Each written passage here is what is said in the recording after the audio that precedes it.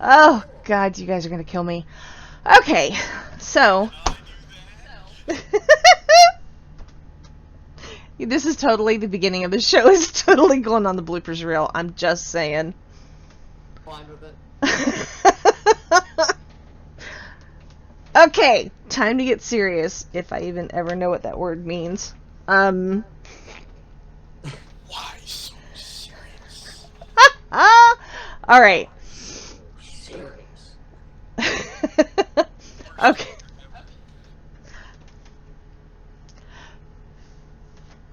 Okay, everybody, so... I would like to thank everybody here who has decided to join us this evening for the very first Geeks and Things podcast. Took a little bit to get it off the ground, but hey, we got it going. I am your host, Sister Salem. You guys can call me Salem for short. Everybody else does. My co-host is Jesse, known as Jesse Cool. Jesse and I have been best friends for, what, 10 years now? Yeah, I can't figure out how to get rid of you. Right? So today's topic is going to be... Today's topic is going to be one of my favorite topics in one of my favorite genres of all time, the zombie apocalypse. So far today, our guests are our resident Canuck, Chris. Say hi to everybody. You know what I mean, eh? Then we have Keith, who is a friend of both mine and Matt's and a few other mutual friends. Hello, everyone. And then we have Matt. Mr. Feldman is the owner and, executive or CEO or whatever of MFG? I support this podcast. Well, we So... sure as hell hope so. Yeah. Shut up, Keith. And as much as MFG supports the podcast, we here at Geeks and Things also support MFG. If you would like any information on either or, you can contact myself on Facebook. It's going to be really easy to find me. I will post information on the link below when this is posted to YouTube. So, hey guys, how are ya? Rock and roll. I got a new phone. Ooh. Not Touch zombie. you. Yeah, not a zombie. Not patient zero. I wish I was.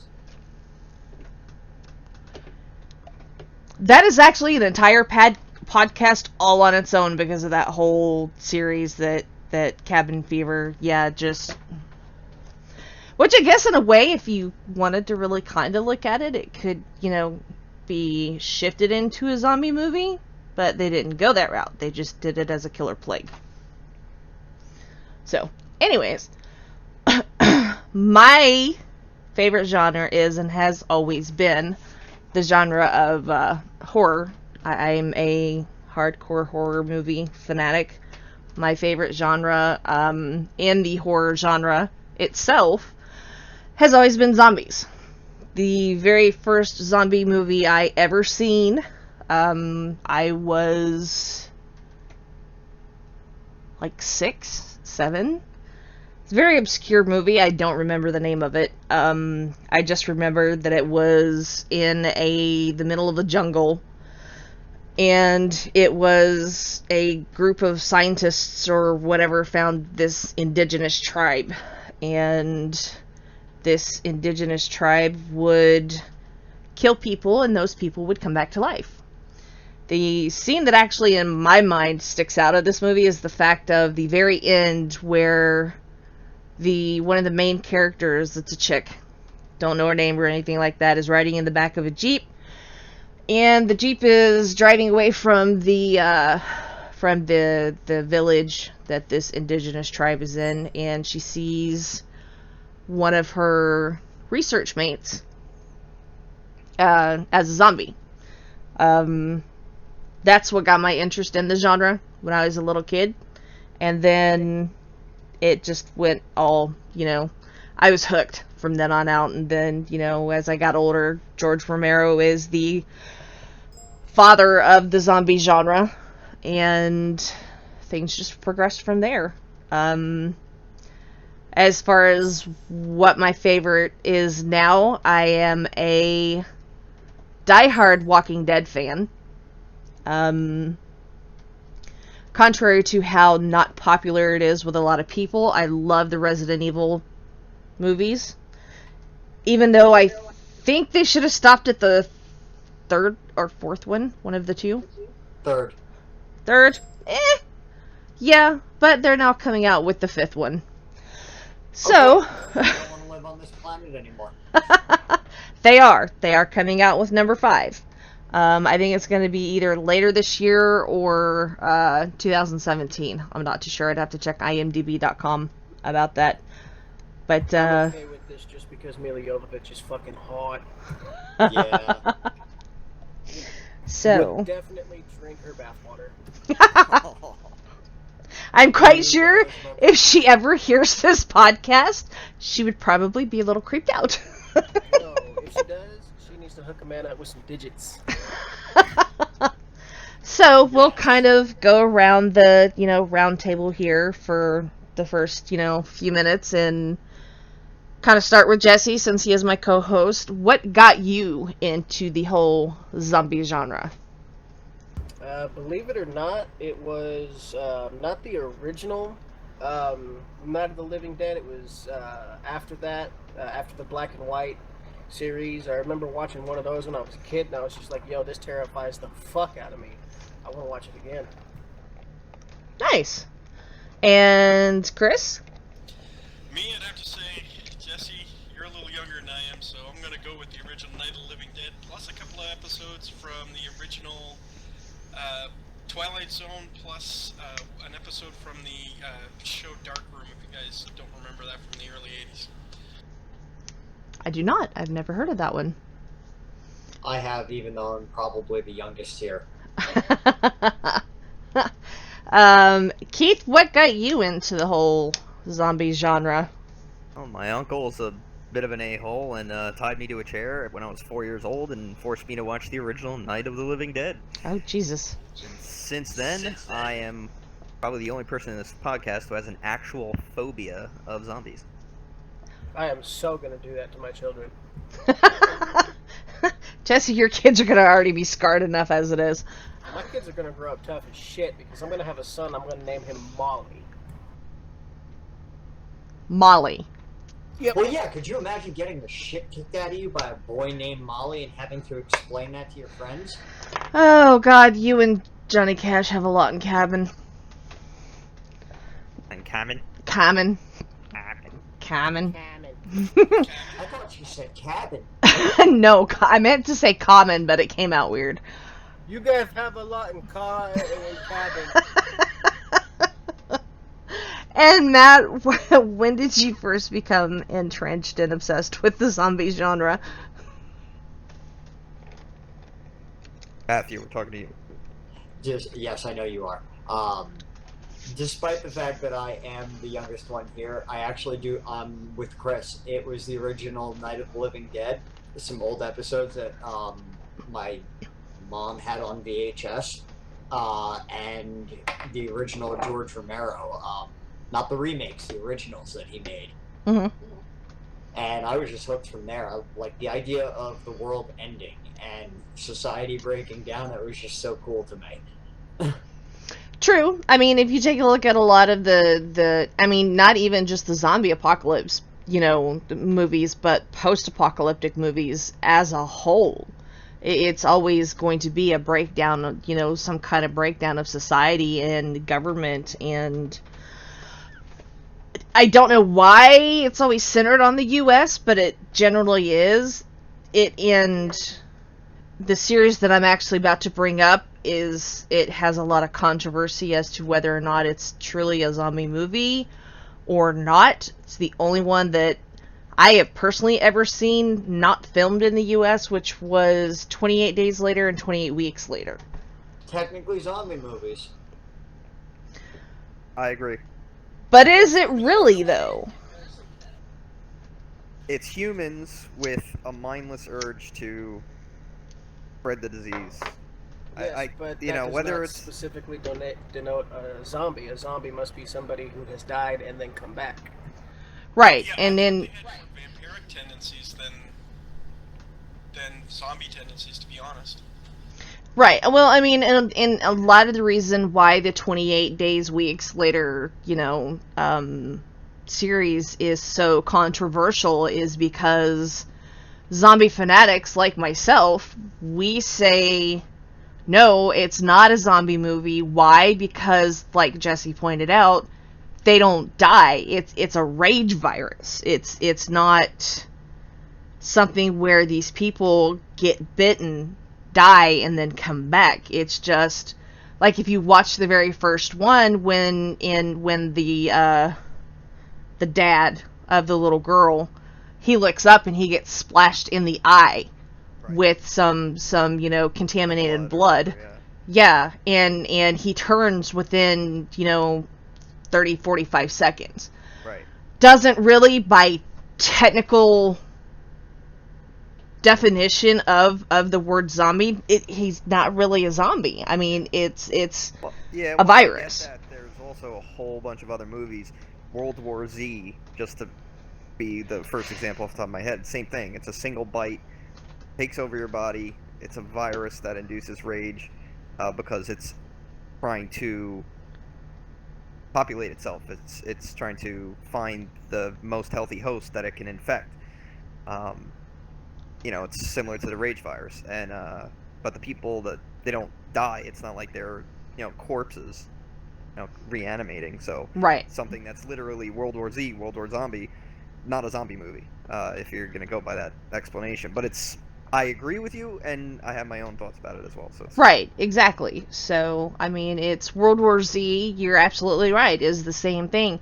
Now, the thing that I liked about World War Z was the fact that it showed a weakness, how humans could camouflage themselves to get through hordes of these, we'll call them zombie-like creatures, just to kind of appease the zombie fanatics out there that's going to be listening to the show.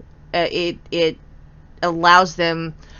Now, how the main character of that movie figured it out, remembering things, it kind of, sometimes it would take a normal person a while to figure out, hey, they didn't attack this person or this specifically, that they like ran around this kid, ran around this old man or something, and the question was why, what was the reason that they did this, right.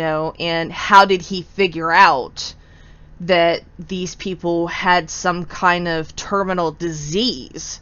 I think that the director did a good job with that movie in making him stare at that moment long enough for you to, as you're watching the movie, even for me the first time watching it, that that's important. Like, right, because you can see it clicking together in his head. Two and two together in his head, just there, and it's a suspicion. So he's like, okay, why? And now, period of time has gone by. Sees it happen again to somebody else, and it's only confirming his theory. Then by the end, he's like, okay, you know what? My theory, I have to test it. Right. Maybe the anti-vaxxers are onto something. You never know. Well, at least I'm not getting eaten by one of these assholes, but I still have polio. Would you classify Warm Bodies as a zombie movie? Well, yes, to the point where they are zombies. No, to the point where they don't really go into the lore of how it happened. And that actually brings up another point. I was actually wrong. That is the second movie that was actually, wasn't that one done in Europe too? I don't think any of us know. I don't. And you know why none of us know? Because it doesn't matter, because Teresa Palmer's in the movie, and that's all you need to know about it. True. So okay, that we've kind of gone through. Romero, we know that they with the way Romero started it and the way it kind of kept going is You have to be bitten in order to be turned. Now, I am a diehard Walking Dead fanatic, and I like how they made it to where everybody is affected. Like, even if you die from that's like pneumonia or the common cold or whatever, you turn, you come back. I like that. There's no explanation really. Could, as far as we know, it could be just the air. It could be in the water supply contamination throughout the world. And people have been drinking it for long enough, or whatever, and just suddenly it happens all over the globe at once. And right. No matter how you die, you just come back. I think that's a fantastic take on it, because you can't stop it. Exactly. And even the ones that are born, children that are born, they're born infected with whatever this strain of whatever it is, be it, a white, your white counts, the white blood cells that attack, like wounds and shit like that, or be it like a part of your DNA strand or whatever, something has it to where everybody's affected. And I think they hit it out of the ballpark with that one when it came to, The Walking Dead, because they do not go into how it started, what caused it, and the creator of The Walking Dead even stated they will not tell how it was created. He hasn't done it in the graphic novels. He's certainly not going to do it on the TV show. He didn't do it in the graphic novels. He didn't do it in the television show, and he did not do it in the spin-off Fear the Walking Dead either. Right. He shows where it started, not how it started, like what caused it. But I have a question. Uh-huh. Only one movie has the zombie kill of the week, though. Zombieland. Yeah. What is the best zombie kill? That's a hard debate. I mean, it's really subjective too. I think a piano being dropped by a nun is pretty creative, but what happens if you're driving a Zamboni and run down a zombie? Yeah. And I stand corrected. There's actually the third zombie movie that was actually done over in England, Shaun of the Dead. Shaun of the Dead. Oh God. Great movie. I love that movie. Yeah. You guys will quickly find out. Oh my God, that's got dry British humor. You guys will find out I'm not really big on comedy movies. I've never been one, especially when it's slapstick comedy. But Shaun of the Dead, to me, laughed my ass off at that movie. Loved it. Okay, so let's throw out a scenario to you guys. You guys are doing, your daily stuff, and Jesse, you will quickly know what I'm talking about because we've actually role-played all of this out. Say you're doing your normal stuff. All of a sudden, this illness breaks out. People are getting sick. I mean, pandemically across the world. And there are people who are immune to whatever this super flu thing is that's suddenly... Same vein. Very true. You picked up on it. However, instead of calling it Captain Trips, the media has dubbed it the Haitian flu. Why? Because once the dead start rising, it's the ones that had gotten sick with this flu. They got the flu, they died, they came back. Hence calling it the Haitian flu. Why? Because in the voodoo religion, you can create a zombie, quote unquote. Theirs is more of a mind control thing, but with this, that's what they called it, was the Haitian flu. Now, say you're one of the survivors. Now, I'm not good. We don't have it to where the zombies are like they were in the remake of Dawn of the Dead, where they're fast and they run. They can move at a brisk walk. So, Walking Dead style / Resident Evil kind of. No, actually, not. Walking Dead style, kind of, with the mixture of Stephen King's The Stand. Okay, I know exactly what you're talking about. Yep, that makes sense to me. The question is, the premise of it is how Stephen King's The Stand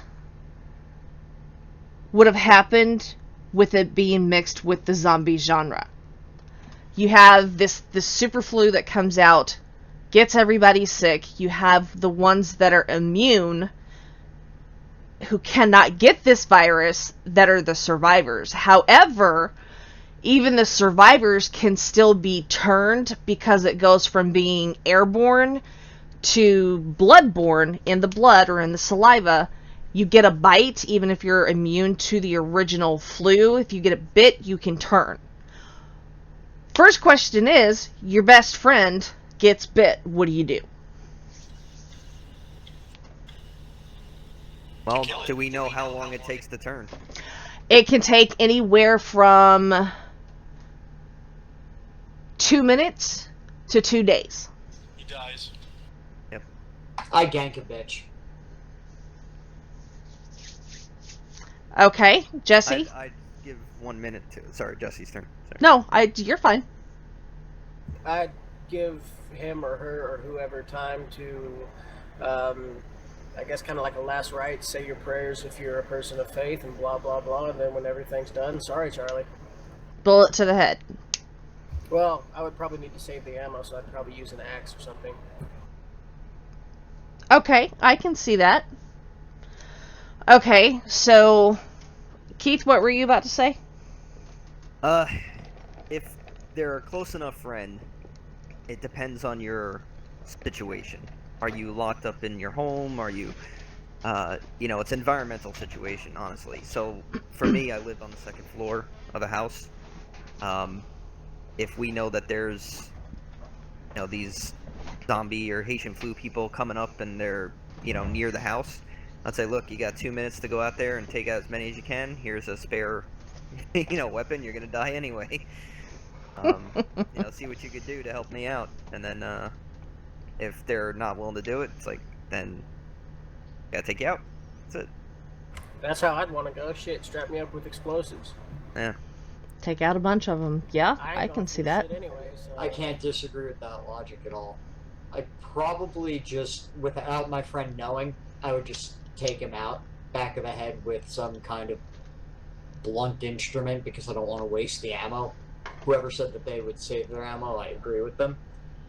Just because they already know they're gonna die, they don't need to know when they're gonna die. I feel like it would just be easier for them if I were to take them out quick, and when they were least expecting it. True. Yeah, I can see that. It sounds cold, but it's more pragmatic than anything else. Well, it's more practical. I mean, practical and logical, if you think about it. I mean, don't get me wrong. I love my brother and my sister and, my kids and my husband with all of my heart. But I'm sorry, you got bit. Yeah, you're going to get tagged. That's just all there is to it. It's just, you have to... It becomes primal survival.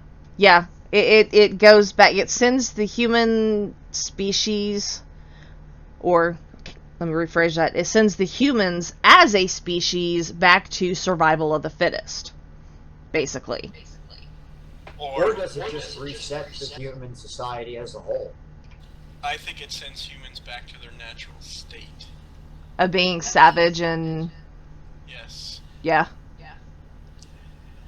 Serial killers are closer to, and sociopaths are actually closer to what the real human nature is not what we pretend to be. Very He's true. not wrong. Nope, he's not. Being the fact that I am married to a sociopath, I know this. Now you're talking to one right now. And I'm friends with one. Half our listeners are. Half our listeners are going to be that way. Okay, so keeping on that same strain of, you know, the zombie apocalypse, you're one of the immune, you're a survivor. What is going to be the very first thing you do when you find out that, well, guess what, guys? The zombie apocalypse is starting. People are coming back from the dead. The government has come down. No, there's not, actually, to answer your question. I didn't want to interrupt you. I apologize. You're fine. The zombie apocalypse has started. The government has tried to cover it up by saying this is not happening, but society has not quite fallen yet. You still have access to the internet, your cell phones still work, electricity's still on at this point in time. What is the first thing you do when you see this, when you realize that the government has called for now not only killing the dead, but killing civilians as well to bring this under control? That's actually a really good question. Honestly, secession. Do I know if I'm going to survive? Do I know that I'm immune? Well, yeah, you haven't gotten the flu and you've been around patients I know who... that I'm safe. Then you know what I do? I let the government do their business. Which might end up in your nuked downfall, but. I'd secede. I'd go and find a place to hole up that I would remake into a home, such as a mall, fortify it, take in any other immune, make as long as they're, you know, useful, and live out my life very quietly while everybody else is killing each other and eating each other. Now, But for a then- mall, you also have to keep in mind how packed it might be with. I have considered that. Keith, you'll know the mall that I'm talking about because you're from the area. Salem, if you don't mind me using Jersey as an example. Go for it. We have a mall in Paramus called Paramus Park Mall. It's not the largest mall, but it's big enough to not only house about, I'd say 50,000 people, but also if you were to if you use your knowledge right and go to the bookstore inside and use it properly, you can actually, with the right parts just lying around in the parking lot due to all the chaos, build a sustainable community. Hold on a minute. Yes? I got a joke for you. Okay. What's the difference between two dicks and a joke? You can't take a joke. Wow. You know I'm sustainable when it comes to combat. This is why I love my sister. Tell my sister I said hello. Beck! What? Matt says hello. Hi, Matt. She says hi, Matt. Edit that out. Yeah. Now. Time. What was the question, Keith? I was gonna say to Matt, just basically, now he knows how prevalent I am with combat. Yep.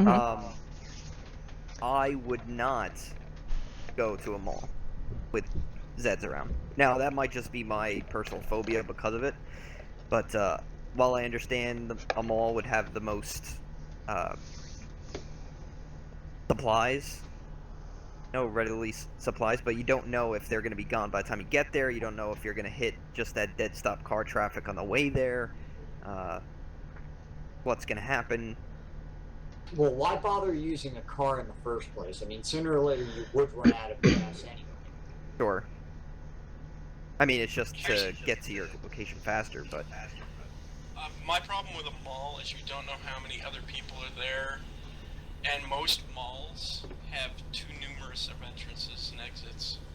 They're too hard to defend. They showed that in the remake of Dawn of the Dead, right? Yeah, Yeah, but they did. without a large group of people defending it, you can't guarantee that it's secure. Correct. It would be the equivalent of, say, in The Walking Dead, for example, like when the prison gets overrun. Yeah. No, prison is a different story entirely because most prisons are designed to be controlled by very few people. So they're built to be secure from the inside in, inside towards out. But how long before you run out of supplies? You only go out when you need to. Limits your chances of exposure.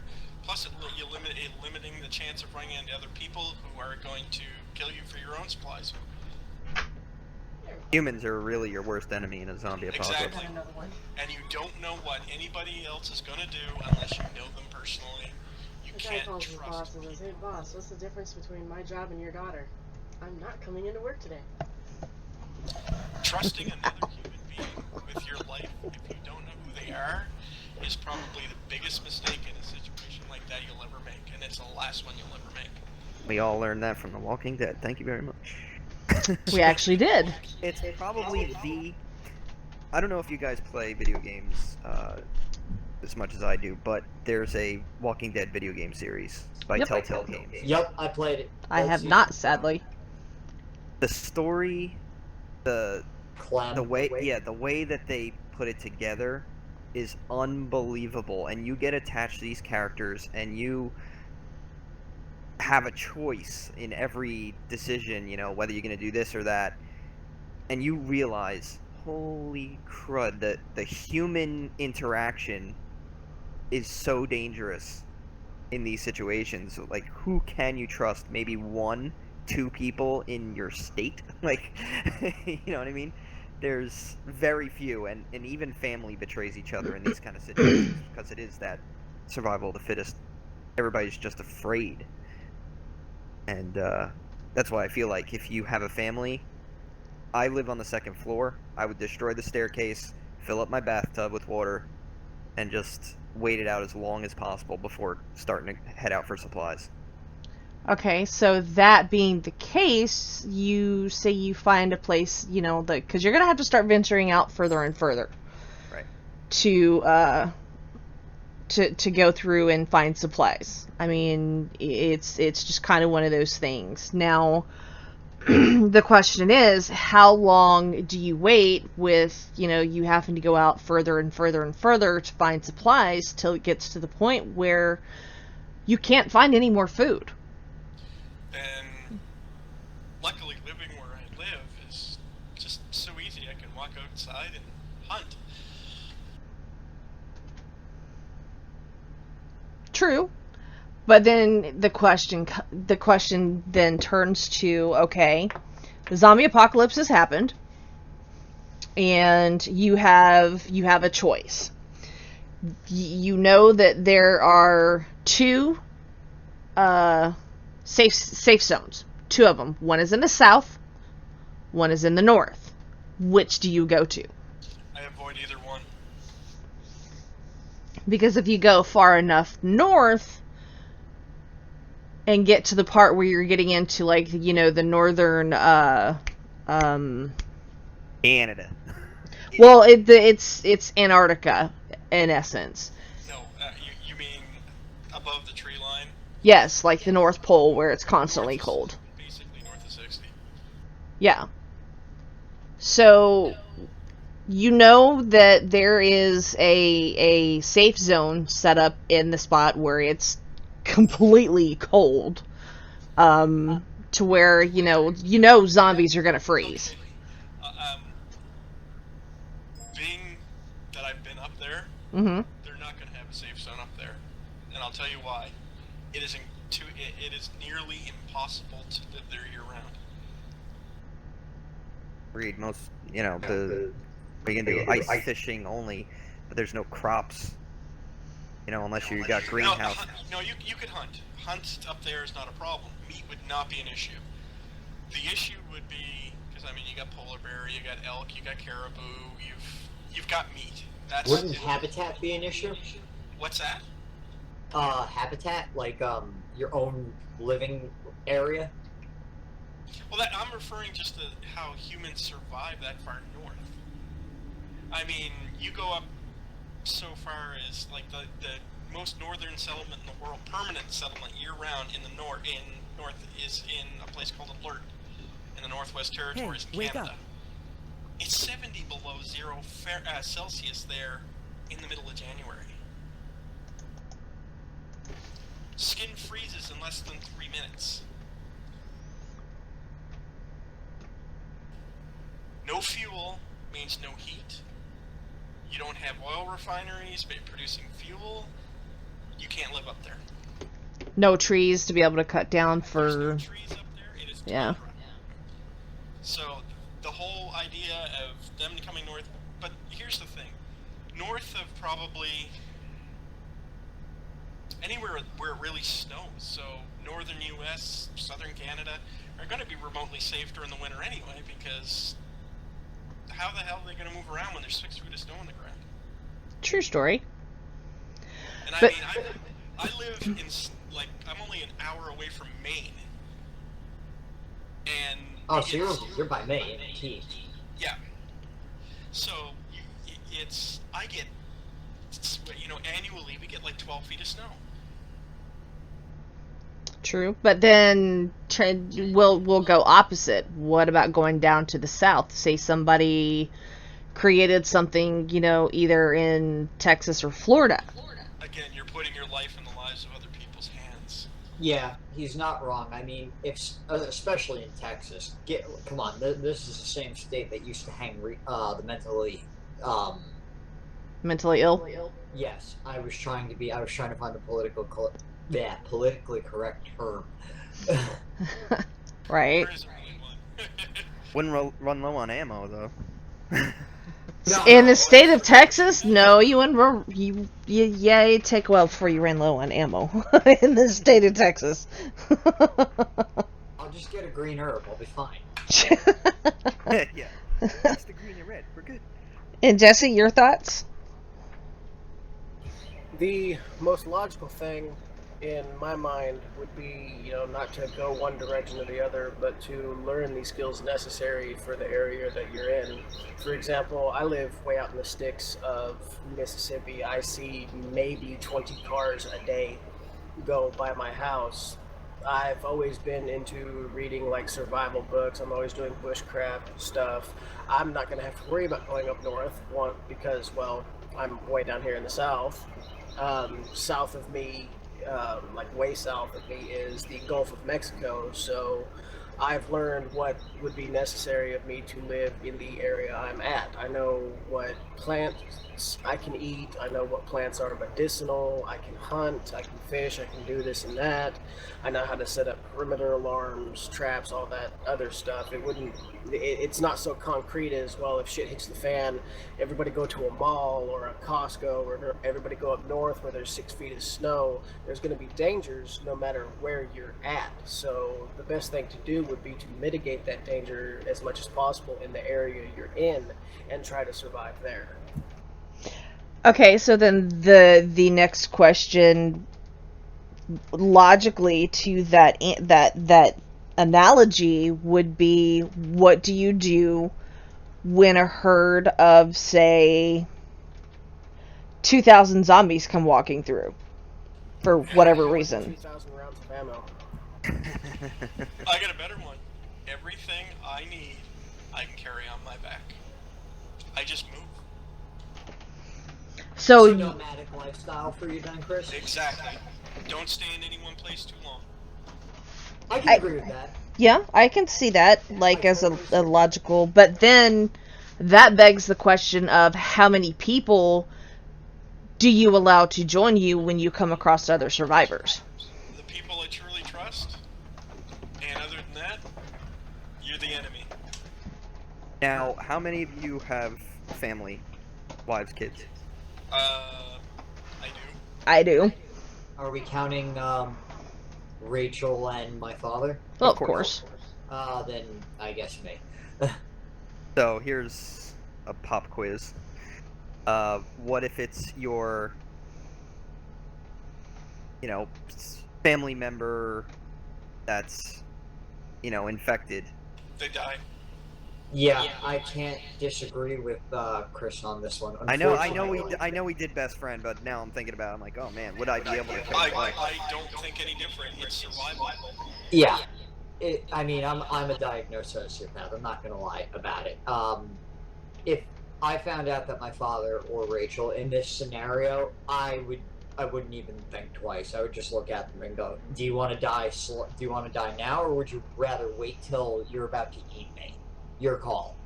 But in the end, I'm still gonna do whatever I'm gonna do. As a mother, it would be a hard decision for me to make as a mom, because it's that whole, I gave birth to this child, Of course. So as a mother, if it was my kids, it would be a lot harder for me, than it would be to say, my husband or my brother or my sister, or any of my other family. My kids would be the hardest one in the world for me to make that decision with. Even though I know what's going to happen, I can't lie. It's the mom in me that would say no. I couldn't do it. Okay, well, here's a better question. If you know they're not going to survive without you,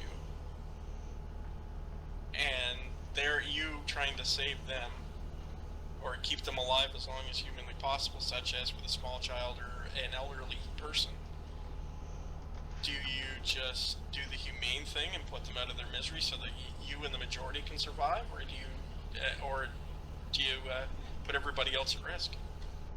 I got 2 small kids, man, 2 and 3. I am hunting for them. No, not even a question. I will make them survive before myself. See, the thing is, they can't survive without you. And that brings it to like the whole that question brings up the whole, if you know that shooting your child would save the lives of millions of people because your child is going to turn into the Antichrist, could you shoot your child, or do you just say fuck it and let them all burn? For a fact that your child is going to be the downfall of the human society. Well, it's not even that. What I'm referring to is you're going to come across a time where you're going to have to make that decision. You've got a, say, a 3-year-old child. Well, if you have to stop, pick that child up, and drop everything else you have, which is likely everything that's keeping you alive, the both of you, and could be several other people included, it comes to a point where, to use the old adage, the needs of the many outweigh the needs of the few or the one. I actually have an answer to that. If you're talking about being continuously on the move, I would honestly say the first place that you would need to go to, like you would need to hit up, would be someplace like Cabela's or Pro Bass Shop. Or my basement. Or, your basement. And find one of those quad vehicles that you can actually drive. Not a quad itself, but the all-terrain vehicle. The Cabela's, it's like a outdoors sporting goods store. Oh, So like Yeah. Dick's or something. Yeah. Yeah. Okay. And you get you get a crew of these, like you have so many people, and it's something that you can put supplies into the back of, and you can get metal or something to weld or fence to wrap around the body part where everybody is at to keep you safe. And go through like the woods. Keep off trail. Don't be on any major highway. Here's the problem with that. A, they break down, and B, they need fuel. True. That's a very valid argument. It's a tough question because for me, It's do not depend on technology, because it fails. yeah. True. And 2, if I can't keep it fueled and I can't keep it running, that means I have to go to what used to be civilized areas more, which puts me and whoever's with me in more danger, because that's where the zombies are likely to congregate. I mean, bicycles are your best bet. Yeah, and again, that's all you can basically do is carry what's on your back. They do make, and I found this out in some research for something that I would like to do before I die. It's kind of on my bucket list.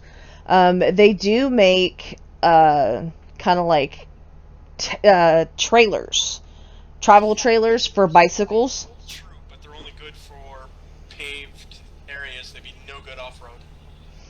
Depends on what kind of wheels you get on them. You've got wheels that can go off-road. I've looked. But the amount of resistance it's going to, if you put a couple 100 pounds in one of those trailers, how are you going to pedal off-road or up a hill, up the side of a hill?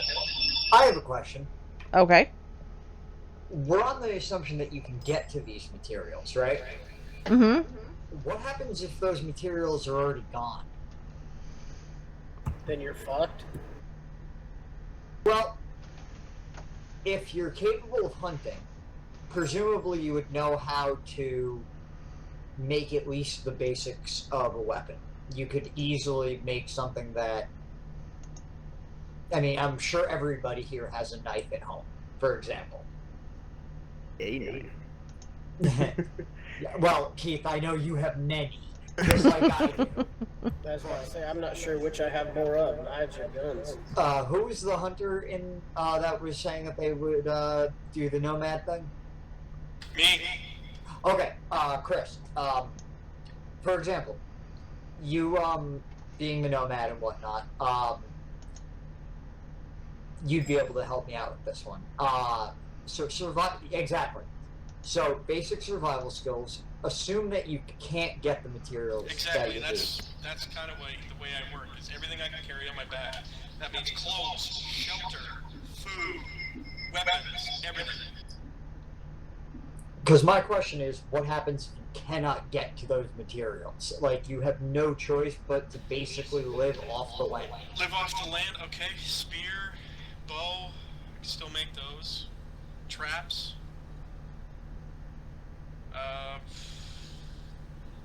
Bludgeons. Bludgeoning weapons. You can make an axe. Fish hooks you can make out of Bone. any kind of bone or hard oak that you can fire harden. You can also use,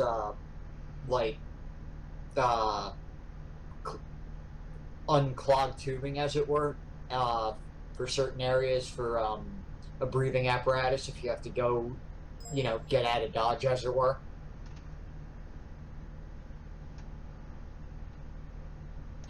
Yeah, there's just basic things like, as you say, a knife. Everyone can get a hold of one of those pretty much, and even under the worst case scenario, with that you can, if it's sharp, you can make a hell of a lot with it. True. So. And that's all you would really need. That's the minimum that you would need just to start. Other things that would be nice, of course, a gun of some sort. Depending on your location, you're going to need certain, appropriate clothing. Shelter, of course, portable shelters. You can make it, but it'd be a lot easier if you didn't have to all the time. Very true. And then what few things you would need if you're going to hunt all the time. You're going to need certain things to keep your meat from going bad quickly and such, but most of that can be found, a lot of it in nature.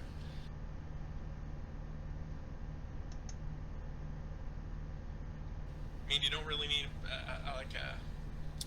a sleeping bag or anything, because you could just use skins, tan skins off animals.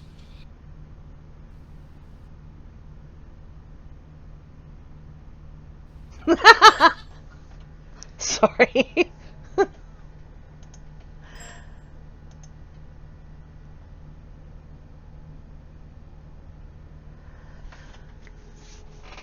We're all getting distracted on the back end of the... Yeah, a little bit. Sorry there, listeners. Sorry, we kind of went quiet there for a minute. Off the, finding foraging, as it were, would probably be, if you're going to take the nomad view, because basically, basic survival skills will probably get you through it. But Yeah, for sure. that And there is a point, though, isn't there, where that would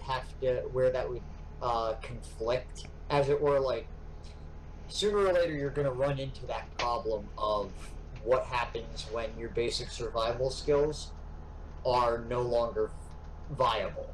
what you mean when age creeps up? Not age so much as pure numbers. Well, that's, there's an old saying, the Almighty's pretty sure he can get me out of this, but he says you're pretty much fucked. Braveheart.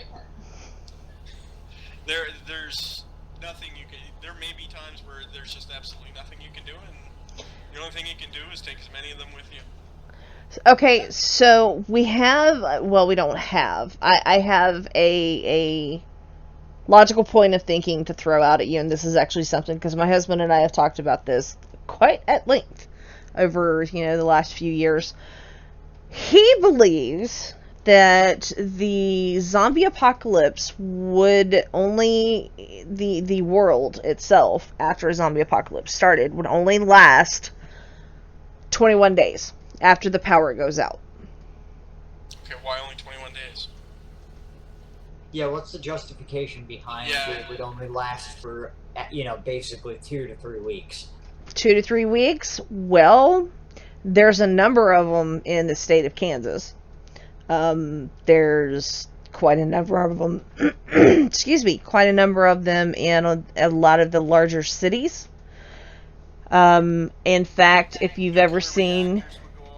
Would go Exactly. They would blow every single one of them, because their fueling systems would collapse. Yep. Being checked. Most new ones, though, they have a safety feature built in that they'll automatically go into safe mode, though. But that safe mode, there is going to come a point in time when... 150 years. Okay. Chris is not wrong. My buddy's a huge science. He's a biotechnician and Right. whatnot. Those nukes their safety protocols will long outlive us. But what about the ones who don't have that safety protocol in place, though? Eastern Europe, and maybe China, the Middle East, places like that. I know there's some here in the U.S. too. But not enough to destroy the U.S., No, I would imagine, exactly, right? Yeah. You might have some hot areas, but the majority of areas would not be that hot. What's funny is that since the zombie era of movies and all this stuff has come out, there's actually been protocols put in place by the government to prevent the downfall of humanity if it were to happen. It wouldn't work, though. Yale did a study based on those protocol additions. If it's the slow-moving zombies, we have a 90% chance of survival. And if it's the fast-moving zombies, like in, any of the other movies like Dawn of the Dead or whatever, where they're running around, 0%. Right, because they move at such a speed that, We can't easily outrun them, is what it comes down to. Right. And they give you less time to prepare. They're stronger because they're faster. Yeah, if they're physically superior to us, then yes, we'll lose pretty much every time.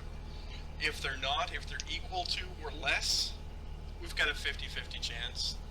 Depending, if they're equal, it's probably 50-50, and then after that, the more superior we are to them physically, your chances go up exponentially. I kind of have to disagree with that. Because of their sneaky silence and they're just sitting in the home and you go But inside. they wouldn't be quiet. That's the other thing. Like, I look at, at any of the movies or TV shows, and here's one thing they get wrong. The way they move, they wouldn't be quiet. They'd make a lot of racket. Yeah. You'd hear them coming a mile Oh no, away. man! They're those zombies that have the ninja masks. That... Getting back. Ninja zombie. It's just you'd hear them. Yeah. They would make a lot of noise a lot of the time. Chris isn't wrong. It's one of those it's not like you wouldn't hear them coming, but I feel like you don't have to be physically superior to them to beat them. No, You just have to be be smarter smarter. than them. That's true. I mean, intelligence will beat brute force 9 times out of 10. But True. there's that Cool one anime time out of called. 10. Sorry. go There's ahead. that one time out of 10 that brute force wins. The high school D&D anime where the one character just says, "Just knock them over," because they're the slow-moving ones. So he just uses a broom and just pushes, and since they're top-heavy, it just fall down. And it's like, all right, now you can run through the pack. I actually really liked that anime. What, High School of the Dead? Yeah. Yeah. So okay, so here comes a question. You get to a point, say you find we're here in the US, obviously, because with the exception of Chris being Canadian, we'll talk him into coming down to the US one of these years. Only if he brings us some important coffee. Yes, multiple Tom times. Hornsby. Chris, don't do it if Trump is here. Listen, there's only one other country in the world I'd ever live in, and it is in the U.S. Holland? No, Germany. I'd go live in Switzerland. I'd go live in Denmark because they have free college and they actually pay you to go to college. But anyways. So is most of Western Europe, actually. Yeah. So, back, getting to kind of where my question was going. So, you're traveling cross country, you have, I don't know, we'll say 10 people that's part of your group. Each person is an integral part of your group. Well, hold on. They're an integral part of your group for one skill or another. You have who's obviously the survivalist. You have somebody who is, The tactician. Okay, I get what you're yeah, exactly. You got a scientist, who works in Who's likely the medical infectious, profession. medical profession. You even have the one CDC that's or some kind of medicine. Yeah. exactly, and you guys come across this town that is not really well known. But all of a sudden, you find out that this town had a missile silo in it. That's where, like, a lot of the town's revenue came from when the missile silo was still there during the Cold War. And then, obviously, Cold War ended and they took the missile out, but the silo is still there. The town is completely empty. The missile silo was there. Do you use the missile silo as a backup and fortify the town? Or do you leave the town open to pretty much let time take its course and fortify the silo? With 10 people, you're not going to be able to do the town. No, the Well- town's too large. Silo's the only defensible position at that point. Well, how big is the town exactly? Wouldn't matter. A small town like you see. Look at Elmwood Park, man. It's a square mile. It would take like 3 years to fortify this town. Yeah, if you talk to a town of say between 50 and 100 residents, you've got to have probably 3 to 4 times that to successfully defend it. Now, in Salem, in your scenario, has society already fallen apart, or is there still some semblance of, power and... Oh no, society's already fallen. It's done. Okay, so We're basically, talking like you're a coming year, across an maybe abandoned 2. town, basically. Yes. That's like in the middle of fucking nowhere. Yep. Okay. Honestly, I'd probably do my best to fortify the silo. Mm-hmm.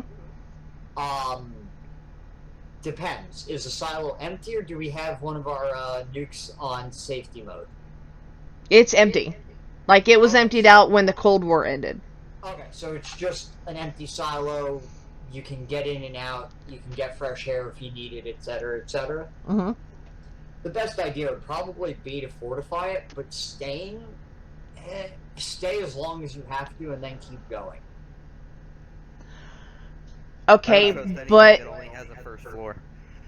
But think about it though. You can fortify this silo to pretty much live out. Like you can create a community by fortifying this silo and then slowly start to fortifying the town. We'll say it's a town of no more than 500 to 600 people. Okay, so again, if you run into the point of defending a town of say 500 people, you're going to need 3 times that number. Agreed. Right. Plus, So that means you have to have 1,500 troops, never mind the residents, to defend it. not to mention how much of the supplies are still viable. Here's the other thing. If you're living in the same area for a long period of time, as you said, your resources are going to run out, and then you're going to have to go farther and farther to find them, and then you're longer and longer away from the silo anyway. So why stay there for any length of time? Exactly. So it's one of those. It's definitely hard. If you're 10 people, you have to figure out a way to get a mobile base, and find a way to do a quick setup for. Mm-hmm. Out of curiosity, maybe somebody can answer this for me. How long does it take diesel fuel and/or gasoline to evaporate, without use over time? It depends on the climate, to be honest.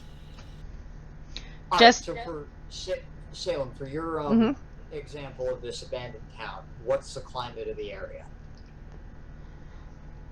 we'll put it in the middle of, say, Nebraska. Well, that's where you think most of the silos are in the Midwest, so. Yeah. So we'll say middle of Nebraska. Small town, middle of Nebraska, cornfields everywhere. Okay. So growing food wouldn't be an issue, but then again, you're exposed to people all the time. You wouldn't be able to pay me to go into a cornfield. There's too many children. The children of the corn. You can have all the shares of food for everybody for a year if you go collect the corn. And it'd be like, F that shit on out. Jesse, you had something you wanted to say. It seems I would be the only person here who does not take the silo because, fortified or not, if, in the worst case scenario, shit hit the fan, you have no escape. He's right. Would the town be more risky? Yes, but I can escape a town. There's cover I could use if I have to fight against other people. There's obstacles I can place in the way if there's a massive fucking horde of zombies coming by. But in a silo, you've got one option, and that is down. And then at that point, you're done. Well, the air's got to come from somewhere. True. Now, here's on point of what Jesse is saying is you work to fortify the town. I would say that you would want to find somebody who can drive a semi-truck, and I'll get to that point here in a minute as to why, and B, somebody who can drive a forklift. You find somebody who can drive a semi-truck, and it's very, very easy to come across a truck stop that has semi-trucks with trailers. You drive it towards the town, and then you unhook it from the tractor trailer. You get somebody who can drive a heavy-duty forklift, and you tip the trailer on its side. And you go around and you do this, and you square off and you fortify the town itself, with the exception of 2 entrances. And give me a reason to explain why I say 2 entrances, because, you're going to have a way to get in on one side, and you're going to have a way to get in on the other, or out, in or out. However, with having the town fortified with these semi-trailers, you're also going to want to be able to have a way of escaping by climbing up the side of the trailer. If you can't get to, point A or point B, where the opening closings of getting into the town are at. Because if you can fortify the town by tipping over semi-trailers, you can start to build a viable safe zone and community. Theoretically, if you had the trucks, you could also have a mobile community, as it were. But again, it comes down to that: how long before you run out of fuel? Exactly. Yeah, and that being said, if I was going to do it for just 10 people, I wouldn't use a semi. Well, no, I'm saying you start off with 10 people, and you turn it into a community, a safe zone. Bring in a more chance of somebody fucking up and killing everybody. True story. I can see your analogy on that. Now the next question would be, you're in an area or you're at a time where you're damn near out of bullets. Yes, blunt weapons and blades and stuff are going to work. However, you need to have somebody learn how to start being a blacksmith. That is where hitting a small town, to me, would be viable. Go to the library. You don't have access to the internet anymore. So what is the next best thing? Library now. Any kind of books, any kind of place that would have a large collection of books. Very true. Now, this is going to sound really bad because I am a huge, literature individual, and burning a book to me is just as bad as burning a friggin' Bible, and I would burn a Bible. No offense to the religious. But wouldn't using, finding as many books as you can, you've just created yourself not only a sustainable way of defense, because you can create a perimeter of fire to separate you and the horde, as it were. Mm-hmm. But you also do have that fountain of knowledge, as it were. The question is, are you going to be able to, even if you have the book, do you have the materials to be able to become a blacksmith? You can find it. You would be able to find it. Like, you've got... And I'm going back to a book series that I'm a very big fan of, called the Change series. It was written by S.M. Sterling. I'm familiar with it. Very great series, by the way. If you guys have never read it, I call this my one plug. Pick up the series. It is an amazing series. You do what one of the groups did. You take what you have available, be it from a vehicle or a house, farming equipment, and stuff like that, and you learn to create viable weapons or viable ways of living with these items. This podcast is brought to you by The Change. I got a better one. Just do what happened, after the fall of the Roman Empire. We're going to revert back to a dark ages of sorts. Just learn to survive with the skills you have. Right, but you're going to get to the point where you're going to need these skills. You're going to have a way to make weapons. You're going to have a way to make armor. Okay, yeah, not armor. Armor's overrated. It always has been. As far as body armor goes. So is overkill. I look at it this way. If I can't survive with my own skills, then I don't deserve to survive.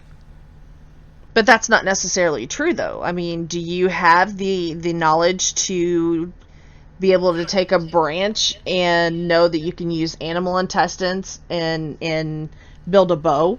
Yes. And then do you in turn know how to build arrows? Yes. It all comes down to not everybody is going to have this knowledge. Well, that's kind of... That's part of our sense of survival now. Just as people who are fans of the genre, anybody who really is into this genre is already prepped for the zombie apocalypse. Now, some are more extreme than others. People actually have full bunkers, stocked and everything. But then there's people like me who just, go about our daily lives with family and everything. I'm not prepped, so to speak, for a zombie apocalypse. I'm just reliant on my skills and knowledge as far as what I can do. But you also base your friends on, do I think that this person would be of any help in a zombie apocalypse? That's the only reason I'm friends with Matt. I know he would help. That's it. Hi, Keith.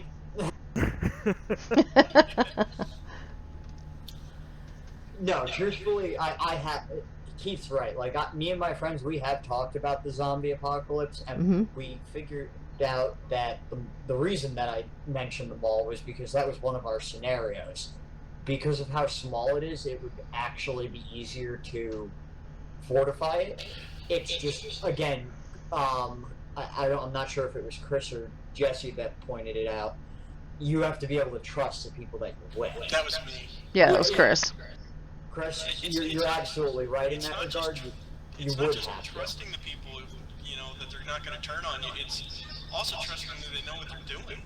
Exactly. Like, for example, Keith is a fantastic fighter. He's also good with his hands. So I would know that, if he was with my group or I was with his group, I would know that at least there's a chef around, gosh darn it. yes, and a guy that can punch a hole clean through a fucking brick wall. It helps. But I imagine that you would want to surround most of your friends are gonna have some of the skills you would need, right? In this scenario, we're assuming. Yes. Okay, so let's assume for 10 seconds that it's us, right? Like this this group of people right now. My biggest strength is my ability to rationalize and plan accordingly. So, obviously, each of you has your own skill. What would that skill? What makes you unique to being able to help ensure the survival of this little group? I have gunsmith, lifelong hunter, and enthusiast of firearms and their use. So we have a survivalist that can help teach others, and we've got Keith, who's already a trained combatant. And I've got a lot of medical knowledge from having to take care of family members and everything. Just give me a book of, a medical book, and I could go through and, Just give you Grey's Anatomy. Pretty much. Yeah, just give me Grey's Anatomy and maybe one or two other books, and I could go through and figure shit out, And I think, Salem, that would be honestly the most important thing in a zombie apocalypse. It's not only just, who can you trust with your life, but who's going to be ultimately the most useful. It's not personal, it's a matter of simple survival. Right. Exactly. Like, I'm not afraid to say that if Rachel was useless in a zombie apocalypse, sorry, love, bye. Then they make me sound like a terrible person to your listeners, but I'm being practical about this. Well, I mean, that's what the whole thing is about. It's what are practical, skills, what is your practicality behind your own survival? It's not what we're not sitting here saying what the listeners are going to want to hear. This is a podcast of, sorry guys, we're not catering to the politically correct, oh my god, I can't believe you said that people. This is real shit. This is a situation of, hey guys, we're looking at scenarios of shit just got real. And people are gonna have to, should it ever happen, can it? Yes, it can. I mean, I each and every one of us here, knows, Jesse, with you being in the military, me having the military background of my family that I have, what Keith can do, what Matt can do, Chris, you were in the military as well. It's a matter of we're being practical. We're looking at a scenario and a situation of, okay, the dead are now walking the earth, Guaranteed what listeners right now are doing the same thing. They're sitting there saying, well, I would do this or that, because right. all of y'all listening probably have your own survival plans, Right. and know what you're talking about and know how to survive. And that, it's like you're saying, it's everybody just plays to their own strengths. Right, exactly. Like going through and the CDC and FEMA, and there's one other group, I don't remember who it is right off the top of my head, they have pretty much all stated that if you have your survival setup or whatever for natural disasters, then you're set for the zombie apocalypse. You know, I'm from Florida. I've been and lived through, I can't tell you how many hurricanes. I lived in, you know, Texas and Kansas. I mean, I live in, even still now, I live in the middle of Tornado Alley. You know, It's fucking insane. do these storms bother me? No. Why not? Why don't tornadoes bother me? Because, well, Blow away the freaking zombies. well, I mean, and it's not even really that. Why do tornadoes not bother me? Well, because I lived in Florida most of my life, born and raised there, and what happens when a hurricane hits land? Spawns tornadoes. Yeah, what happens when a Category 5 hurricane makes landfall? Exactly. It spawns tornadoes. You know?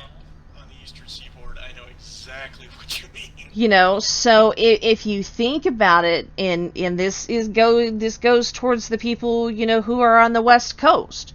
You know, if you have a viable regiment safety system, you know, of you have this ready to go, this ready to go, this ready to go, you're set to go for the zombie apocalypse, even if it's just for a couple of weeks. You know, your safe thing, you know, your safety is what you as a human being is going to come down to. What are you willing to give up, or what are you willing to sacrifice for your own safety and for the safety of the people that you're with and that you trust? You know, so, I mean, the group as it looks right now, you know, me, Chris, Jesse, Keith, and Matt, we all have our areas where we excel in. You know, we have two. Keith, I don't know if you were in the military or not. Matt, I know you weren't, but I know Chris and Jesse both were in the military. So we've got that going for us. You know, I know Jesse and Keith, and I think Chris can do the hunting, you know. Me and Keith were not in the military. Oh. I am No. capable of hunting.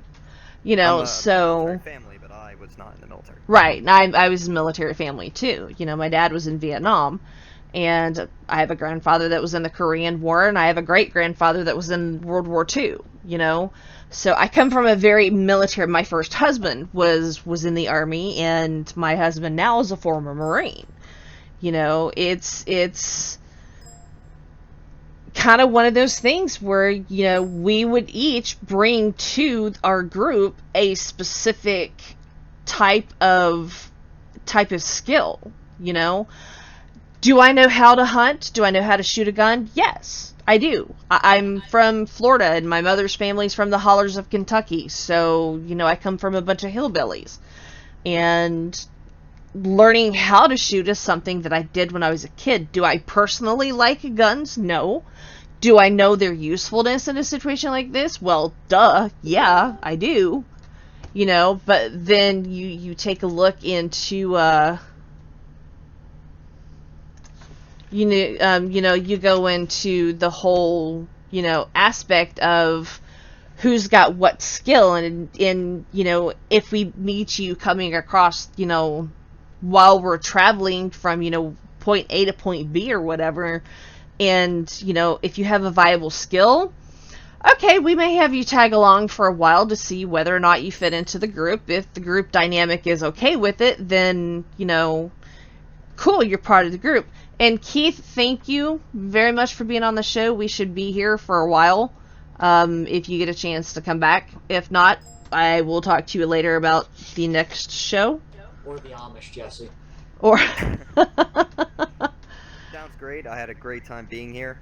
thank you very much. To all your listeners, I hope you guys, you know, tune into the next broadcast. It's going to be a lot of fun as this goes on and continues. With Oh, your yeah. Support.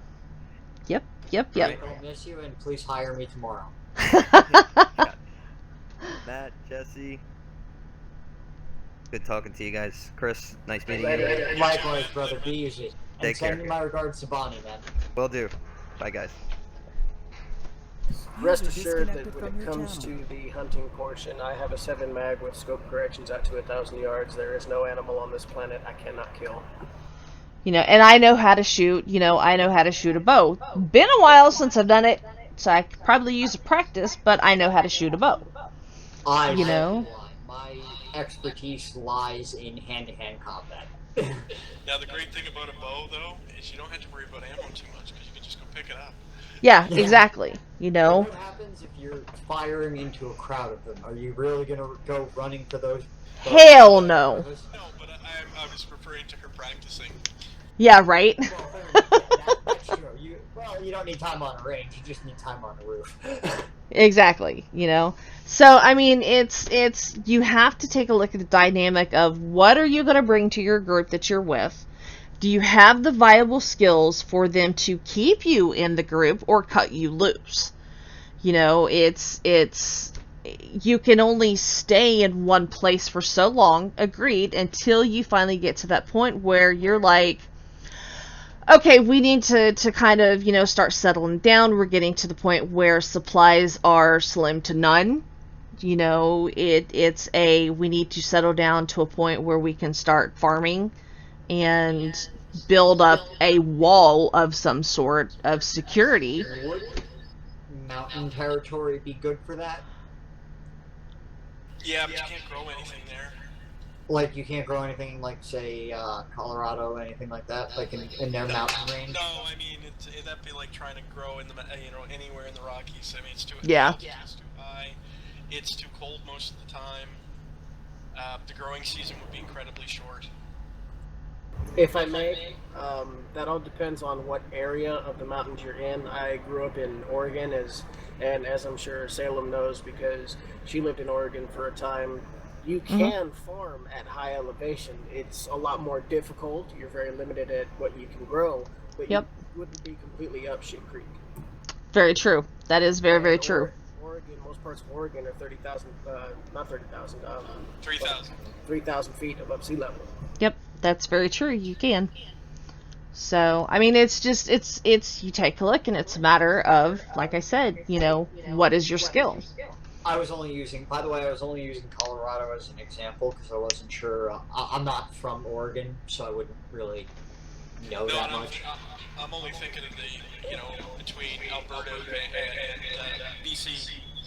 And there's not a whole lot of space. It's just the mountains are there, and if you're in the mountains, there's not a whole lot of space. If you're from, like, the New York area, you may be familiar with, like, Mount Harriman and whatnot, like Harriman State Park. It's a very large, it goes all the way to Canada. It's basically mountain territory, but it's also, it's a state park. I call that hills. Yeah, That's so... not a mountain. Yeah, fair enough. I can understand that. Would you say, for example, that would be a good location? I mean, it's out of the way. The chances of these, for lack of a better term, and not to steal from The Walking Dead, but these Haitian walkers, as it were, statistically, how often would we really come across them in an area that large? Well, that's the thing. The more secluded you are, because you're gonna. I mean, if you go by pretty much every zombie movie and TV show, they seem to congregate more in the areas that used to have large populations. They don't seem to go out in the middle of nowhere. Exactly. So unless they're following something. Walking Dead proved that with the... And again, I've got huge problems with the way The Walking Dead portrays their zombies. I agree. It's just, there are things like the fact that it never seems to end and it's being passed on from generation to generation. That's no zombie virus or whatever you want to call it that's ever been seen before.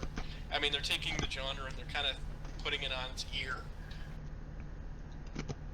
You'd think it wouldn't be passed on from, everybody. If everybody's got it, then why aren't they? If they're all carriers, then technically their children should be carriers too, but they shouldn't never be infected. If you're immune to the disease, you're immune to the disease. You can't pass it on. My one question of Nor could you be infected from a bite. when it comes to the Walking Dead, my question is, you have people who it's shown them to be in the medical profession. It's shown them to be able to take a look. Why has nobody tried coming up with a vaccine of when you're bitten? Or didn't they get to the CDC at one point? Mm-hmm. Yep, and they tried a vaccine. They did get to the CDC though, right? Mm-hmm. And what did the CDC come up with? Nothing. Yeah, they couldn't. They couldn't figure out what caused it? Nope. All they were able to figure out was that, basically the director of the CDC's wife ended up becoming like Subject one of the 19. first, I think. Mm-mm. But She was subject 19. That's right. She was subject 19, and she tried it on herself, and all they really came to the conclusion of was that there was no cure. That they couldn't figure out why it started. Okay, here's my main issue with that. Okay, the zombie apocalypse, you know, the government knows the zombie apocalypse is starting.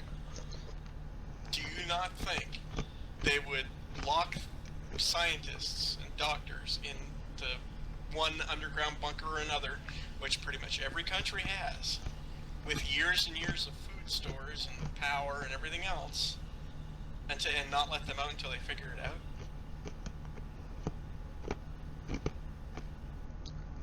Good thought. Logical. It's going to happen. I mean, the CDC does it. I mean, the British have their version. Canada does. Every country would lock their guys away, and they would not get out until they figured it out. Hang on. And these guys would be in completely self-enclosed, you know, cut off from the rest of the world, and they'd still be, plugged. Actually, World War Z answered that. They tried that in World War Z with WHO. World Health Organization, all but 3 of the doctors died. Yeah, and again, that's just not very believable. Because the entire planet would be working towards a cure. Because if it affects the way the world works now, and if you get one person infected in a major terminus hub, and he travels to another major terminus hub, it can spread exponentially quickly. Mm-hmm. Which means every country would be doing the exact same thing, and they would still be communicating.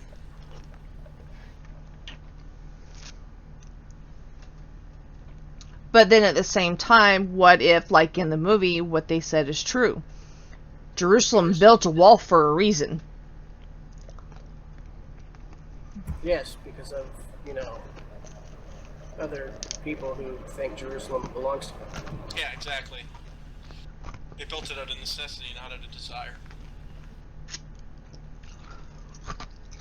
My biggest question, though, is because I've never seen it addressed, even in fan theories, is, okay, you've got zombies going on. Well, it's essentially a dead body that still moves around. Why is it not decaying? Yeah, I mean, it should. I mean, biologically, it should. You take a body, drag it out in the wilderness here in the summer in backwoods Mississippi. If the critters don't eat it within a couple of days, there's not going to be anything left of it to move around. Well, I mean, it's the same even up here. During the winter, it'll freeze, of course. But once the spring hits and it thaws, if the critters don't get the body, it's going to rot. Well, because you think less than 24 hours after you die, your own body starts eating itself. true, and it's in The Walking Dead. They've been shown not to be able to really digest what they eat. Yeah. So. But if you go to a spot that's cold in the wintertime, why would you keep yourself inside and not go out and kill the ones that are showing up and frozen and can't move? If you look at all the older zombie movies, they never go anywhere where it gets cold. True. Ever. Yeah, he's right. I They mean, never The go Walking where Dead did break that in the Yeah, graphic that was the novel. one thing. The Walking Dead has changed the way zombies are looked upon completely compared to what used to be the genre norm. True. So using one example is kind of like, I'd rather say, let's look at the body of work as a whole, and you look at most zombies, they don't go where it gets cold, they don't like extreme temperatures, they don't like bullets in the brain, or any metal object in the brain for that matter. Or any blunt force trauma. Or blunt force trauma to the head. Now my question is, if that's the case, there's something reanimating the brain and nothing more than the brain. And that's causing the nervous system to move on. Well, I mean, hell, in the last few years, we know more about the brain than we ever did in the last 100. I'm sure they'd figure out what was causing the reanimation. But that brings up more questions, though. If the virus reanimates the brain and only the brain, well, a brain wouldn't have anything to send impulses to for muscles to move if the muscles have been decayed. So eventually, you'd have nothing more than just an active brain inside of a husk. Well, the brain's going to rot too. It's still tissue.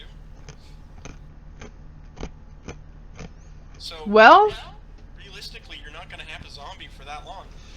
well, if you look at it, within a year, they should be all dead. well, if you look at it that way, then the same could be said about coma patients. Coma patients have had damage to a certain part of the brain, but you have a lot of coma patients who are still able to breathe on their own. They don't need a ventilator. They don't need something to keep their heart going. They're brain dead, but they're still a part of their brain, the unconscious part of their brain, the involuntary parts of their brain that are still moving. And And the body's still getting neural impulses to tell it to breathe, to tell it to urinate, to tell it to defecate, to tell it to eat, to tell it to digest. There are things that, they're impulses that we can't stop. yeah, so what if when the reanimation happens, it's that part of the brain, they're not necessarily cognitive of what they're doing because, that part of the brain is cut off by some... Then you still have the enzymes in the stomach eating away at the body.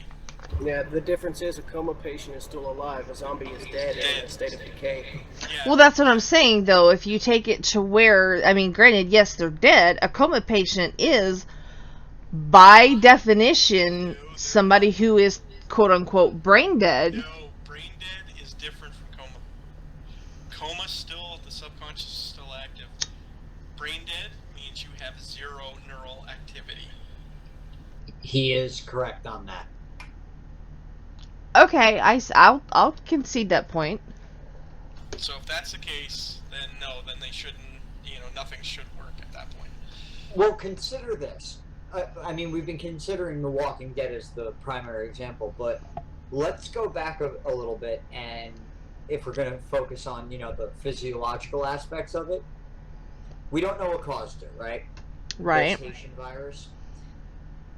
Well, okay, no, the what caused it was, and I took it a cue from Stephen King, is the government was working on a anti-rage virus, is what it is. Okay, so what about the Resident Evil scenario, where all it does is it brings back the most primal instincts of the brain, the need to feed. Then that means it would also bring back the most primal conscious, most primal cognitive portion of the brain of, yes, I need to eat, I need to move in order to eat and search out prey, because that's also going to bring out the hunter part too. But no memory, no recognition, just the primal need to move and continue to find food. And it's more than just that, because they're able to see, they're able to hear, they're able to smell. So it's never just one primal need. And then on that same vein, what do you do if they do start gaining some kind of intelligence. You put them the hell down. Yeah, you either put them down or you're done. Because they visited that exact idea in Land of the Dead. Yes, they did. See, that's why, I agree, like, this typical zombie apocalypse is not going to last a really long. They also visited that same thought process in Warm Bodies, too. Just to throw that out there. Just, if you look at the amount, they need, it's pretty much universal through most of them. If they don't eat, they eventually do die. Zombies, that is. Mm-hmm. So, what happens when they run out of people to eat? Because that's going to happen faster than you think. Yeah, you're not wrong. Because we haven't seen in any zombie format ever where another zombie will eat another zombie. Yeah, exactly. They only eat live people. True. What happens Or livestock. Yeah. Now, Yeah. They're going to run out of people quickly. And to be honest, other than domesticated livestock, they're not catching a deer. They're not catching a freaking moose. And they may catch a wolf or some other predator that is like that, but statistically, the odds are against them in that regard. Yeah, they're going to run out of food, and when they run out of food, what's left? Nothing. They die. Very true. Yeah, they would eventually rot. I mean, sooner or later, the bone is just going to become too malleable from lack of protein or lack of food. Okay, so here then begs the question, how long do you see a zombie apocalypse happening? Like, what time frame do you give it from start to finish? Is it worldwide? Yes. Well, the largest areas are going to be hit the worst and quick and fastest. So your countries like India, China, Japan, with the highest population densities are going to get hit first. Then you're going to have Europe. I imagine social hierarchy would break down. Like when this outbreak happens, right? We're assuming that when it hits these major areas, of course, martial law is going to be thrown Exactly. in. I mean, that's the other thing. We know governments are stupid, or politicians in general, but they're not that dumb. No, they're going to throw up a martial law and start deploying as many troops as humanly possible in order to combat said threat. Now, honestly, maybe it would last a month if they were smart enough to keep it organized, but human nature itself has proven time and again that at the end of the day, the government's not going to last very long. Doesn't matter what country it is. Okay, I'll give you a better scenario. Jesse, the average guy on the ground, he carries what, 300 to 500 rounds of ammunition these days? The average. You mean like just having a stockpile for the average American gun owner? No, I'm talking the typical soldier when he's deployed to the field. I've never deployed to the field, but I could see those numbers being realistic. We never go to the field with less than 300 rounds. That's right in the regulations. I don't know what the U.S. ones were. That's why I was kind of saying 300 to 500 is probably close. That's not counting section support light machine guns and general purpose machine guns. So you throw those in there, and the average group of 30 soldiers is carrying somewhere in the vicinity of probably 50 to 60,000 rounds per 30 guys. Are we talking about soldiers or Yes. civilians? Soldiers. Okay. You deploy the military, you section off, and yes, you're going to kill some civilians, but you know what? You're going to kill the zombies.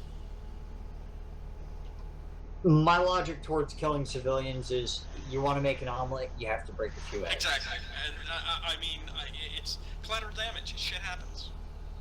It's the price of doing business. Yeah, but I'd rather see, 10% of my town wiped out by a military force rather than, 85% of it wiped out because we didn't have the military to prepare to help Here's the us. other thing. If it strikes in a small area, they're just gonna bomb it out of the fucking existence. They will, they They'll will just bomb it out of glass it. existence, and that's the end of it. There's no... I mean, you drop a fuel air bomb in a city, or a couple of them, nothing survives. But then what do you do in this in the situation of the military getting overrun because there's just so many of them? The average grunt may not be a marksman, may not be a great shot, but he's good enough to when it gets within 20 or 30 meters, he can put one in its head. How many feet are in a meter? I don't mean to be ignorant. 30 meters? 30 feet. 30 yards, I should say. It's almost equivalent. A yard's almost equivalent to a meter, so it's there's a little bit of a difference, but not There's that major. 3 feet to a yard, right? Yep. No, yard's 3 feet to a yard, so you're looking at about 90 feet. 30 Okay, so meters the average is soldier would- 98.42 feet. Yeah, so, I mean, there you go. Because we're not talking about just the average, regular, grunt soldier. The average rifleman, if he can't put, shoot somebody and actually hit the target at 30 yards, he should never be able to pick up a weapon. Exactly. So, But we're also not counting, like, the Marines, the Navy, SEALs, the specially trained wet work men. well, okay, I'm not even counting those guys. I know, I know the U.S. doesn't do this as much as we do, but up here, everybody has to be trained on a rifle every single year. Every See, I single wish that was done. does not matter what job he or she does, he must qualify every single year. And I imagine you guys did too, Jesse, did you not? When it comes to combat rates, I believe you have to qualify every year. For non-combat jobs like what I did, you could qualify, but in order to keep that qualification, you had to requalify every year. Like, for example, in boot camp, I qualified expert with the Beretta M9. In order for me to maintain that expert qualification, every year I would have to recertify with it. Now we're talking just military, right? Yeah, but that's Yeah. the thing. There's enough soldiers around that they could, because it's going to start small. It's going to. You're going to have patient zero. He's going to infect 1 or 2 people. And it's not going to take long to figure out where they're at. Yeah, I suppose I could see that. Big Brother is watching. I mean, it's not like it was 50 years ago. And honestly, I guess in a way, if you think about it, Resident Evil, the second one, did kind of, go into that whole scenario, Where the government realized something was going on and tried to stop it. Yeah. Yeah, and that's more likely what's going to happen. Yeah, government would more likely seal off an infected city or town than and send predator missiles or a nuke at it and just call it a day. Exactly, and yes, that's not going. And again, once everybody's aware that something is wrong, that's why I don't think the government's going to try to cover it up. The government is going to want to get that information out to the public as quickly as possible, because then the public becomes the best monitor. True story. Exactly. At the same time, would it be logical to assume that video gamers would also have some kind of insight into the situation?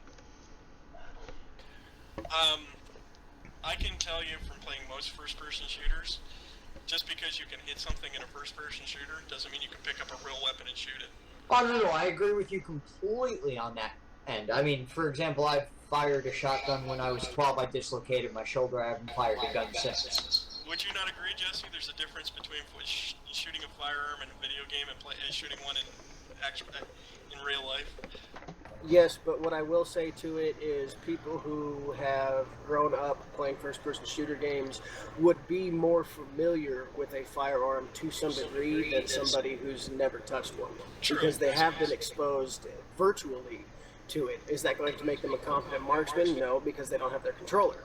But Yeah, I'm thinking. if it was from a training aspect, if I had the choice of it, I would rather train somebody who is at least familiar with the concept rather than somebody who has no idea what's going on.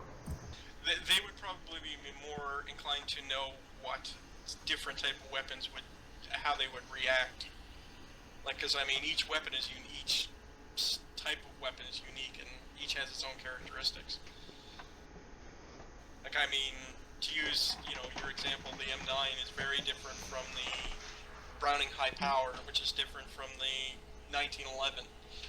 Just the handling characteristics of each gun is very different. Doesn't each gun also have a different amount of recoil as well? Exactly, that's what I mean by handling characteristics.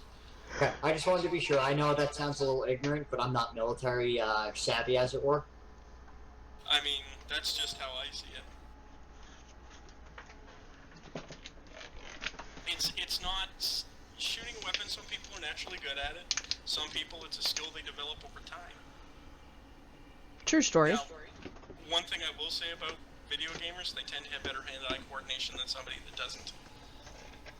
So that is something else they have going for them. That is true also. To be honest, most of them who grew up playing video games tend to be slightly or quite overweight now and quite out of shape. That's why we just have to run faster than them. Not to say that I'm in great shape anymore, because hell, I'm not. I'm 120 pounds, I'm 5'5", I'm a white kid, and I live right next door to the most productive of heroin distribution towns in New Jersey. God, I haven't been 120 pounds in a very long time. I have a really fast metabolism. That's really the only reason I'm 120 pounds. Like, I've eaten about 10 pounds worth of food for Thanksgiving, and I don't gain a fucking ounce of weight. I used to be the same way, and then I hit 30 years old. Man, I wish I had your fucking metabolism. I'll have one milkshake and get fucking beer gut out of it. I turned 30 and my metabolism was complete. I had kids, so that's my excuse.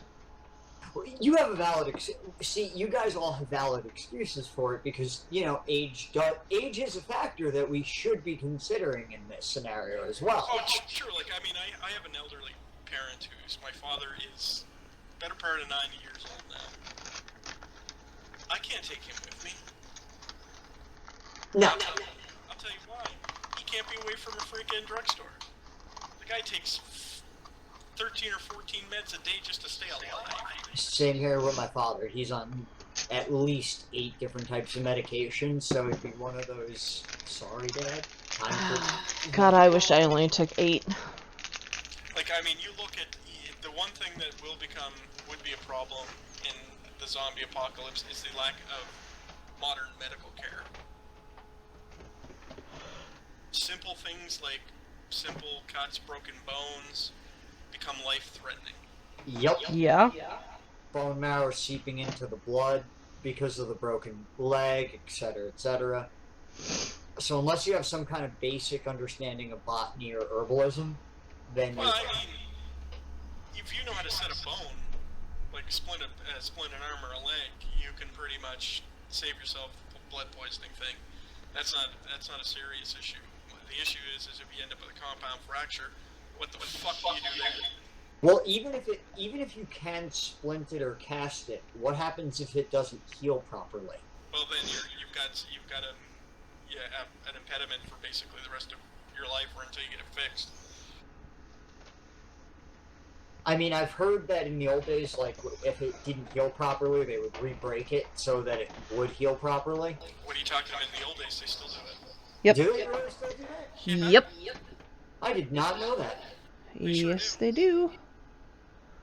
Wow, that's gotta suck for the guy that just had his leg broken, heels wrong. Guess what, dude? We're breaking your leg again. What? See, that's why you go to the doctor repeatedly after you get a break, so they keep checking on it.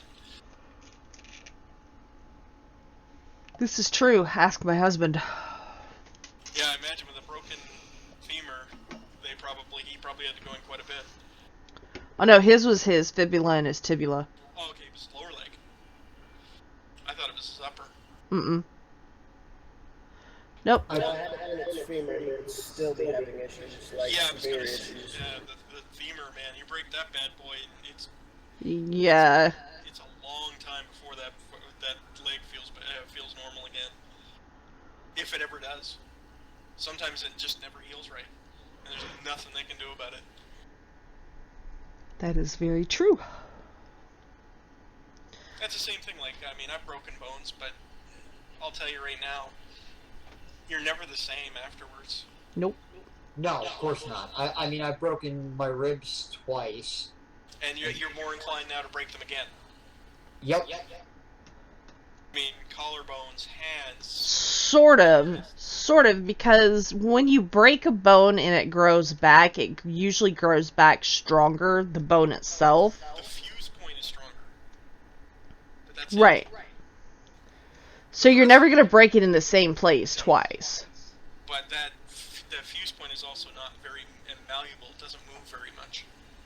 It doesn't have the flexibility that the normal bone has. Very true. So there's where you come into an issue, and that's one of the reasons why bones break easier. If Yep. you've broken one before. I have broken my wrist, I have broken my ankle, a couple fingers, and a couple toes. Yeah, they don't even splint toes anymore. I broke my leg twice. Once when I was an idiot kid for doing a stunt with a skateboard that I had no business fucking doing in the first place. And the other, I got into a fight and I kicked the kid so hard I actually broke my own fucking leg. Congratulations! I win the Stupidity of the Year award on that one. But Oh, I don't know. I think I kind of win the whole how the fuck did you do that, because when I broke my hand, was my right hand was my dominant hand. were you flicking your bean? No. I'm so No. glad I'm not the only person who uses that terminology. No, I was actually dating a guy, and he and I got into a really huge fight, and he had pushed me down, and I hit the back of my head on one of those old-fashioned thick, like 3-inch thick mirrors, and it hurt really bad. And so when I went to go sit up, I had balled up my fist. Well, I very smartly decided not to jack him in the jaw, but I let it swing past him, and I hit the steel reinforced front door of our apartment, and I broke my hand. And instead of, like, a boxer's break, when you do it, will break and go down, like down towards the palm of your hand. No, I was quite intelligent, and mine broke and went up. And what was funny about it is, at that time, because I worked in a very public setting, I kept my nails kind of long and got them done constantly.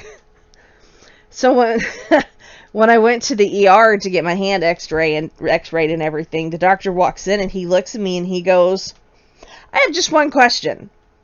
Okay. He goes, "How the fuck did you break your hand, but you didn't break a nail?" I don't know. So, yeah, Yeah, my own doctor, when I broke my leg for kicking the kid, he goes, "Let me get this straight. You got into a fist fight. It turned into you kicking the shit out of this kid, but you broke your leg. Yes. Where'd you kick him?" "His leg." "Oh, well, I'm going to cast this, and I promise I'm not going to tell anybody." And I hear him tell his fucking nurse. I'd tell her too. This kid just broke his fucking leg. Yeah, I get that. How did it happen? He kicked somebody. But yeah, I mean, it's there's a lot to, I mean, in any post-apocalyptic scenario, there's a lot to think about. There's a lot you have to, take into consideration, Since you brought up post-apocalyptic movies, what is everybody's opinion on the worst post-apocalyptic movie in recent memory? Doomsday. Even though I love that movie, Doomsday. Most recent thought of the worst one?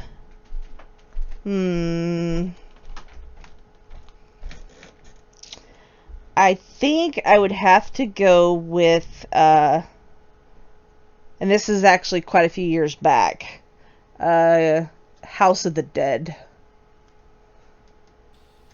Jesse, doesn't that necessarily have to be horror, but she brought up post-apocalyptic. Honestly, there's none that really stick out in my mind at the moment. Mine is gotta be the new Mad Max. Yeah. Yeah, now that you say that, definitely Mad Max. Wait, hold on. The original or the remake? The remake, Victory Road or whatever it's called. You talking about the one with Tom Hardy? Yes. See, I liked that. What? Really? I did. I liked that show. I liked that movie. See, this is what happens when you let hippies watch movies. Shut up. Oh my god, that was one of the worst movies ever made. I don't know. I liked it. I thought it was unique. They're coming out with part 2, by the way. Wonderful. So there's another movie I'll never watch. Yep. I mean, I haven't seen any recent zombie movies or post-apocalyptic other than... Hold on 1 second, sorry. But yeah, how recent are we talking? Say the last 5 years. Mine's been more than 5 years ago. World War Z for me, honestly. What's that? World War Z for me, honestly. That was pretty bad, but I have to say Victory Road still tops my list. Okay. What is everybody's view on Max Brooks and the 2 books that he's published? The Guide to the Zombie Apocalypse, Yeah, and World War Z, didn't he? Yep. Never read either one. I own the Zombie Survival Guide. I didn't read World War Z. I loved the Zombie Survival Guide. It was hysterical. Yep. Very practical too. Like, it's like this guy really did sit down and say to himself, gee, what the hell would I do in a zombie apocalypse, and what would be the most practical solutions? It was an entertaining book. I mean, overall. It was. But at the same time, you could totally tell that, he was just sitting there pretty much dicking around.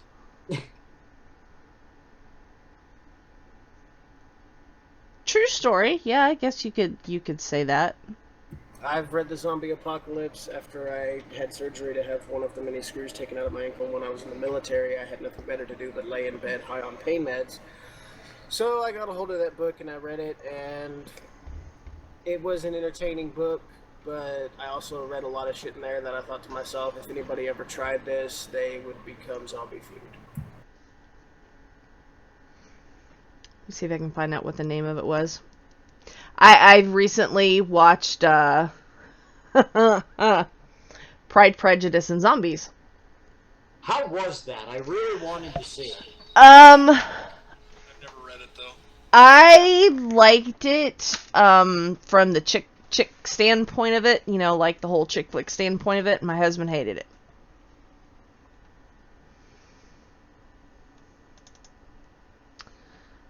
Alright, fair enough.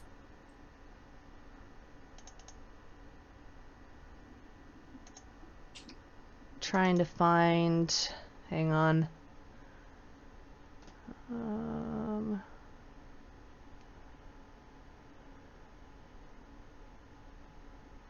Yeah. The other one's called World War Z, An Oral History of the Zombie Zombie Outbreak or Zombie War. And then there's the Zombie Survival Guide that Max Brooks did.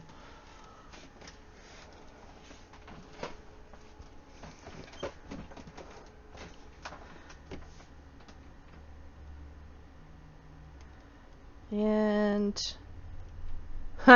has anybody seen the new TV series out called Zombie Nation? Or Z Nation?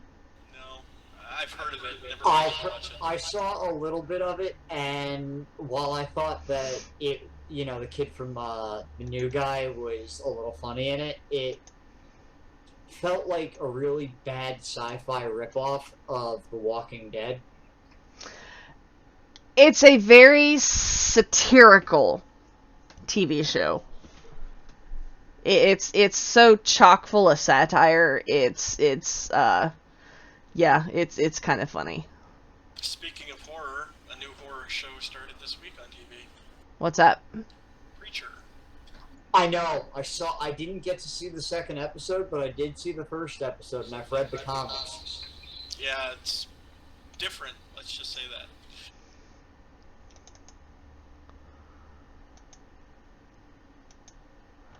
Well, gentlemen, I think we have at least reached the end of the show itself. Does anybody want to say anything in closing? Yeah, you guys are fucking awesome. Trust no one. Aim for the head. Always bring a towel. Always know where your towel is at all times. And always know where your joint is. And keep your stick on the ice. And Ted Cruz is the Zodiac Killer. Oh, jeez. If you cannot build whatever you need out of duct tape, then then you really deserve to get shot. You're just not using enough duct tape. Dick Cheney started the zombie apocalypse. And on that note, ladies and gentlemen, thank you for joining us this week. We will see you next week when the topic of the next show will be your favorite creepy pasta story. I am Sister Salem, and on behalf of the show, good night.